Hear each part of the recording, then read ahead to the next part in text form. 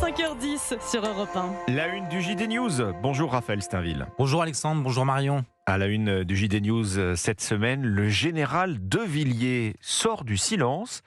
Dites-nous pourquoi il faut le lire. Vous voyez, les déclarations d'Emmanuel Macron se multiplient sur le nécessaire réarmement français face aux périls qui pèsent sur notre monde. Face à ces déclarations, l'ancien chef d'état-major des armées ne pouvait rester silencieux.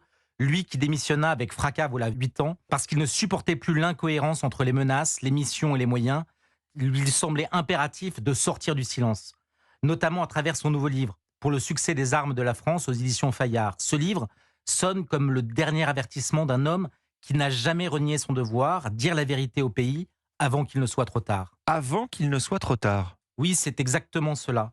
Pierre de Villiers rappelle dans les bonnes feuilles que vous pourrez lire dans le JD News que la guerre est redevenue possible, y compris sur notre sol, et que le temps joue contre nous. Si nos dirigeants, Emmanuel Macron en tête, semblent sortir d'une sorte de somnambulisme idéologique, ce sont les mots de Pierre de Villiers, leur réveil est tardif et nous met en danger. Nos dirigeants, dit-il, ont perdu le sens du temps. Tout n'est pas possible, même avec l'intelligence artificielle et les nouvelles technologies. Le temps s'est raccourci, mais il y a des rigidités incontournables. Pour faire la guerre et la gagner, dit encore le général de Villiers, il faudrait disposer, dit-il, de 10 ans. Oui, et pour l'ancien chef d'état-major des armées, ce réarmement, il ne doit pas être seulement militaire. Oui, c'est exactement cela, c'est peut-être même le plus grave. Pour Pierre de Villiers, la France n'a pas seulement désarmé son armée, elle s'est désarmée elle-même.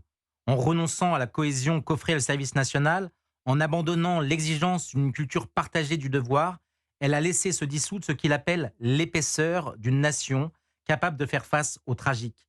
Les annonces récentes d'Emmanuel Macron, notamment sur le service militaire qu'il veut rétablir, vont dans le bon sens. Mais il faut passer à la vitesse supérieure, alerte encore le général.